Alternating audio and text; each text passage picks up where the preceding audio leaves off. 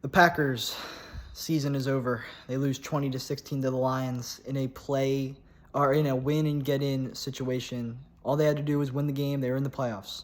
Seattle winning earlier made the Lions eliminated. The Lions coming in this game had no shot at making the playoffs. All we had to do was beat the Lions. And we were in the playoffs, and we couldn't do that. So, and what went wrong for the Packers? It's the fact that in the second half, this team went back to the team they were for most of this season. They're just making either bad coaching decisions, Rodgers making bad decisions, or the defense folding at the wrong time, or just a plethora of just how is that the way that went. That's what I could say about this game. And it started great. The first drive was one of the best drives of the game. I thought that they started the game script to start the game was what it should have been. We saw a team like the Panthers show the formula for being the Lions. It's that run the ball. Tirico and Collinsworth were saying it over and over all night that the Lions, they're scared of letting big run plays come through, so they're not going to play the pass that tightly. But they also warned that just like in the first Packers game, it's like, yes, if the lane is wide open, throw it down the field to Watson, throw it down the field to Lazard, whatever. But at the end of the day, what's the formula to beat the Lions the most? It's running the ball. We saw it. So that's what the Packers did to start the game. Jones and Dillon, both very effective first drives. Yes, it only ended in a field goal, but I thought it was a successful drive. And we did sprinkle the passes in when the opportunity came. Watson, got open a few times. One time we got him on an end around. Unlike Lazard, I like doing the end arounds with Watson because it seems that he's able to make them work. Watson also had a nice chain mover for probably like 12, 15 yards at one point. So it was a very well-balanced drive, and I was okay with the 3-0 lead. Lions wound up tying it a little after that. Packers continued to gain momentum. And, for a while, I was happy with the way it was going. We weren't scoring touchdowns just yet, but at the end of the first quarter, 6-3, I thought we were playing really well on both sides of the ball. But the play that really started to flip the game was when Dillon didn't catch it on 3rd and 5. That was on him. Rodgers got him the ball. All he had to do was just corral the ball and get the first down. We could have probably scored at least a field goal again, made it, I think it would have been 12-3 at that point because Badgley had missed the field goal. So that would have been big. Instead, we have to punt it, and it was only 9-3 or 9-6 at the half because the Lions got another field goal. And at half, I was just thinking, I feel like we've outplayed the Lions in the first half. I really do. But just like the Niners game last year, I was getting flashbacks to that. It's like, if we're outplaying this team, if the other team's offense isn't doing anything, why aren't we winning more? Why can't on our side of the offense, why aren't we also doing things? We're not scoring points. Crosby missed the field goal right before the half. So that's what I was thinking. It's like, this is reminding me of that. And while the second half didn't go the same way the Niners' second half did, in the sense that, whether it was how Deebo Samuel was running against us in that game or the blocked punt, it wasn't as absurd, but that we still just lost. The wheels fell off. We lost control of the game in the second half. And it wasn't the first drive, because the first drive of the second half on offense for us was the best drive of the game. Rodgers, it did take I think we got a good break on a penalty, but nonetheless, Rodgers was getting the ball to Watson effectively. Watson kind of disappeared in the second quarter, but he came back in that first drive of the third quarter, and it led to Lazard. He moved the chains a few times, and it led to his touchdown. We were up. We had a nice margin on the Lions, and all we had to do was keep up the formula, start running the ball, keep going to Watson, feed the guy who was hot. I thought Lazard had a hell of a game moving the chains. Professional chain mover, as I always call him. He might not be on the team next year. Not sure if we're going to pay to keep him, which is unfortunate. But what happened then was just everything fell into place for the Lions, where all of a sudden Goff was completing his throws. I mean, I know the Jameson Williams, that would have been a game changer for the Lions, but that was called back on the penalties. So the Lions weren't actually really able to get it going until the third quarter. But it seemed like that Jameson Williams play, although it was called back right before that happened in the second quarter, that seemed like it was the spark that the Lions needed, and they carried it into the second half, where all of a sudden Goff was getting the ball to Swift. He was getting the ball to Amon-Ra. They were moving the chains. Jamal had 2 touchdowns, including the game winner. He broke Barry Sanders' single-season touchdown record for the Lions, which is absurd. I love Jamal Williams, though. Happy to see it for him. If someone's going to beat us, make it be that guy, because he's awesome. He's always having fun out there on the field. So I love to see that for him. Sucks that we lost. But what really did us in was just Rodgers, man. I really don't think he played well down the stretch, where I've been saying this all season. Like, I'm not going to tell Aaron Rodgers. Like, I'm not, like, everyone can say, who are you to say what? Aaron Rodgers is the greatest quarterback in Packers history, an MVP Hall of Fame quarterback. How are you going to tell him how to play when he's in the pocket under center? Like, I understand. Like, yes, I could never even imagine how fast you have to make decisions in the pocket. But I can tell you that I've watched Aaron Rodgers my whole life, and he used to be elite at making quick decisions in the pocket, where he would know, oh my God, I'm about to get sacked.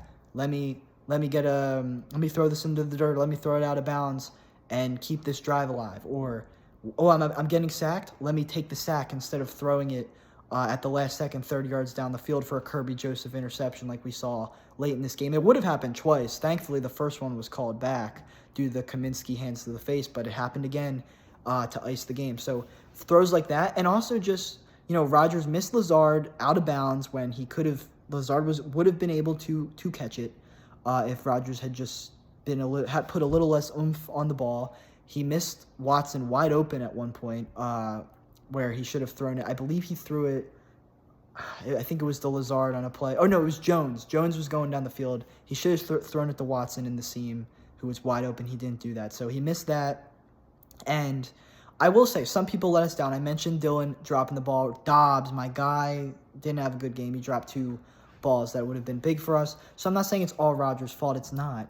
But at the end of the day, Aaron Rodgers a year ago, the MVP Aaron Rodgers, I think, would have won this game. Aaron Rodgers, the 10th best quarterback in the league this year, give or take, wasn't good enough. It wasn't good enough. The Lions, the worst defense in the league. If you came into this game not knowing they were the worst defense in the league, you would have not realized that whatsoever. Especially in that second half, they really came through. A lot of guys stepped up for them. Our run game was never reestablished in the second half, even with us having the lead to start the last 2 quarters. And then the Lions they got 2 Jamal Williams touchdowns, and that was it. And things like Quay Walker getting ejected, that was bad. Like, it just stupid stuff from Quay. And I forgot he got ejected from the Bills game. They brought that up. I completely forgot about that.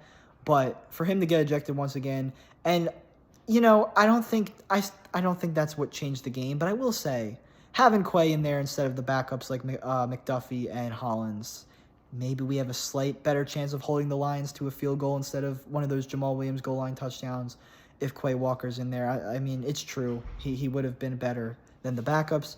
Don't think that really would have affected the game that much. But I don't know. And then, Rudy Ford let up a wide open touchdown. Or not a wide open touchdown. That got them on the 1-yard line that set up the Jamal Williams touchdown. But he let up that play.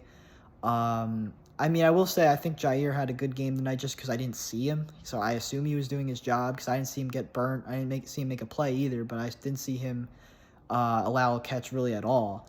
So I'll give him credit there, but I don't know. There was times the O-line didn't hold up either. I think the switch to Zach Tom was good, but because Yash was allowing some pressure to Houston at times, so I think that was a good call. Yash might have got injured.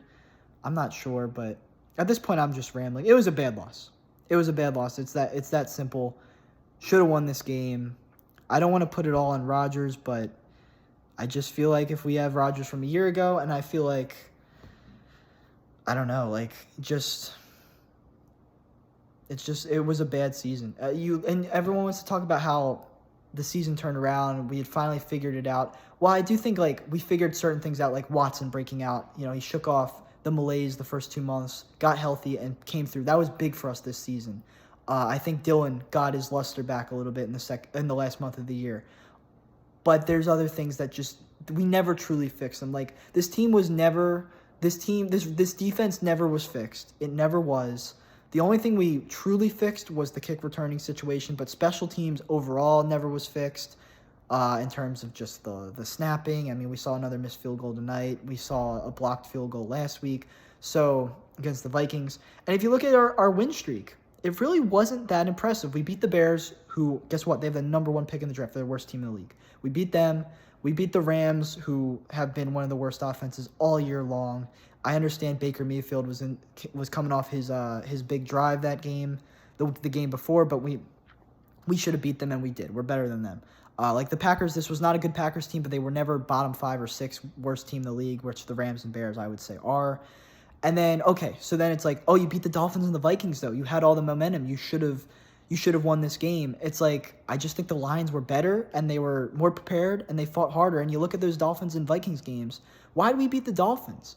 It's because Tua got his 3rd concussion of the season, and nobody knew, so he stayed in the game and threw 3 interceptions in the second half. He handed us that game on Christmas, and it's probably because he was concussed for the whole second half. So there's that. And then, yes, we throttled the Vikings. We killed them, and that made me happy.